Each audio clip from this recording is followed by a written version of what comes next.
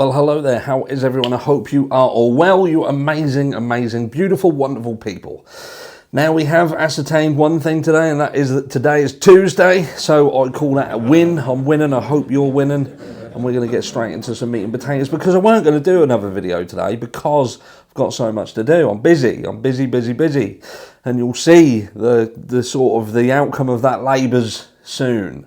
But look, received an email from a person and they were like, look, I have watched the Harsh Reality videos, I've watched it and I've enjoyed watching your videos, but I've seen a video over on another channel. I believe it was Murder, Metal, Mayhem, or Mayhem, Murder and Metal, and something like that.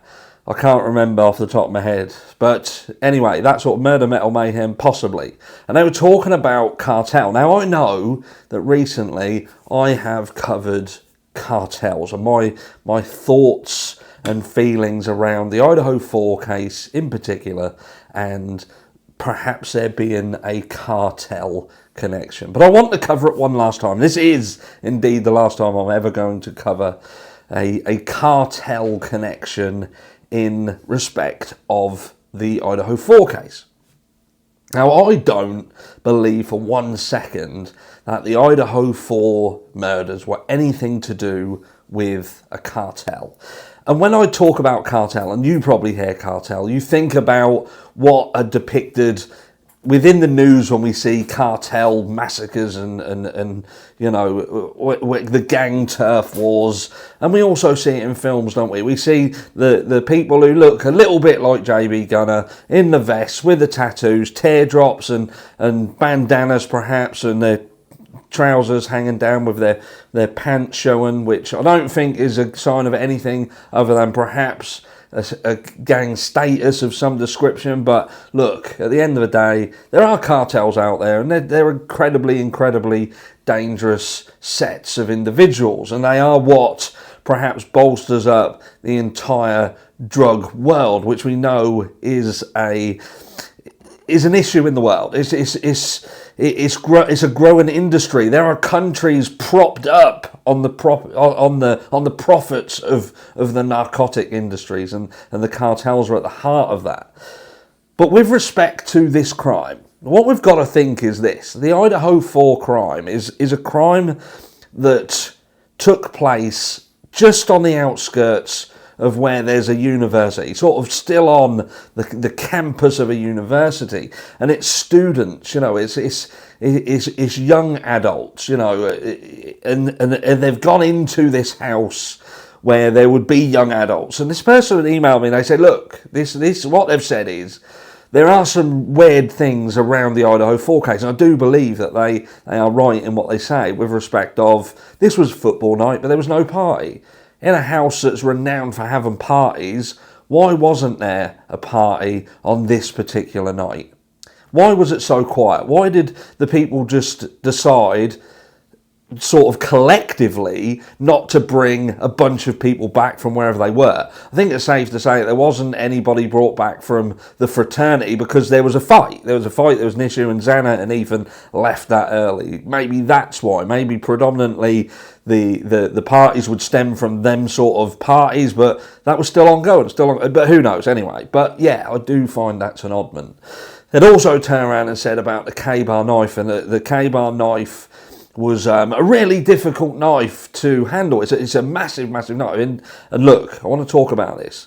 I think the fact that the method that was used to dispatch these 4 students and the weapon that we've been led to believe is the weapon that was used, and I think this is key here, because we don't know that the K-bar knife was used. We don't know that.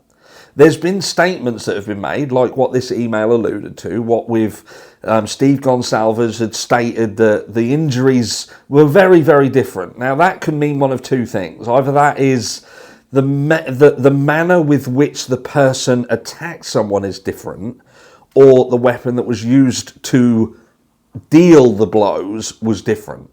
So we can only interpret that one of those ways, but understand that both of them has a potential of being right. Either more than one weapon used, more than one person, one weapon being used in a manner of different ways. And I've spoken about this at length with respect of the K-bar knife.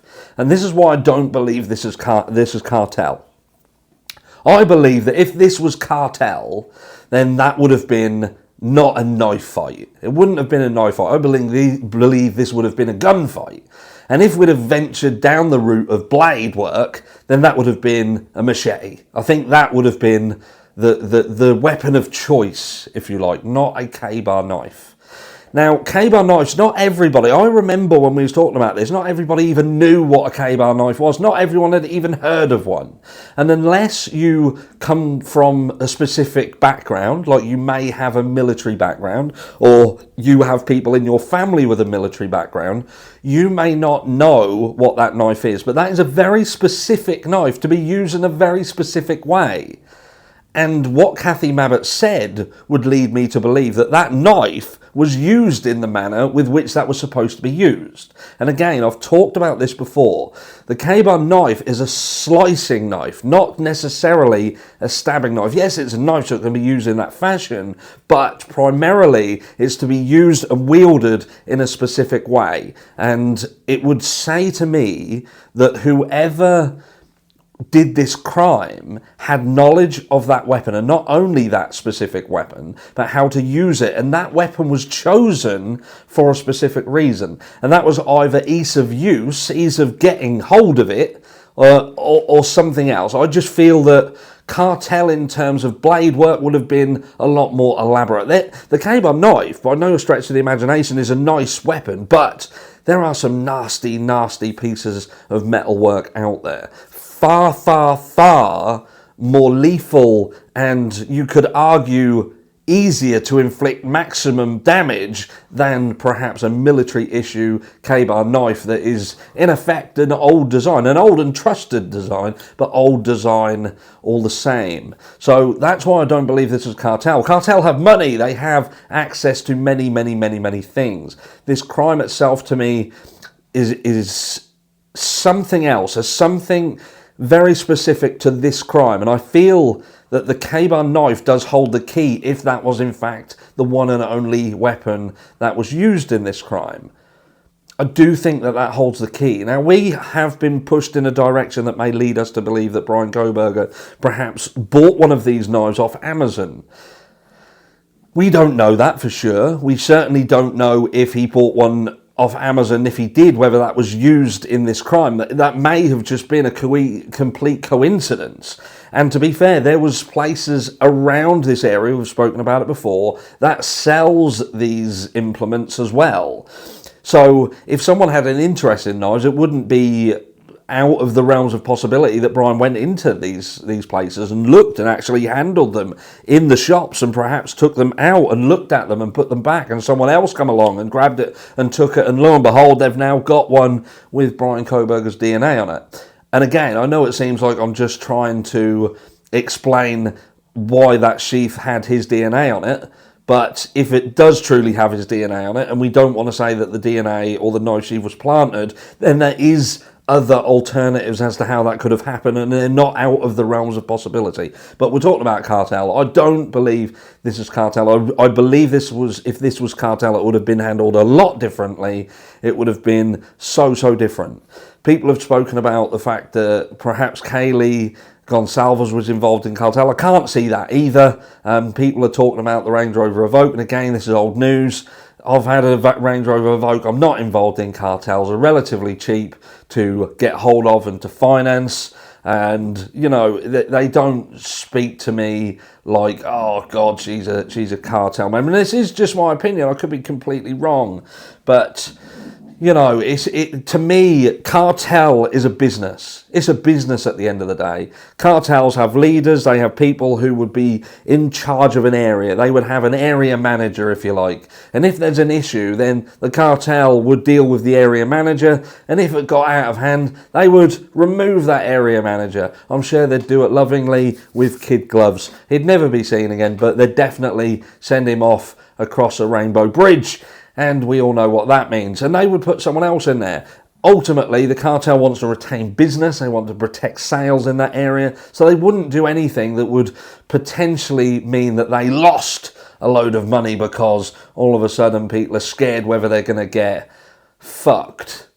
But there we go. Let me know down below what you think. What do you think the chances are of this being a cartel? Use it by way of a percentage. I like percentages. If you tell me what sort of percentage. And in comparison, someone like Brent Kopacker, for instance, I would say that from a percentage take, I would say it's more likely that Brent Kopacker was involved in this. And I'm not saying he is. I'm just saying if we wanted to look and do a comparison, there's a higher percentage chance of Brent Kopacker being involved in these murders, than the cartel. That's just my opinion. I want to know if you agree.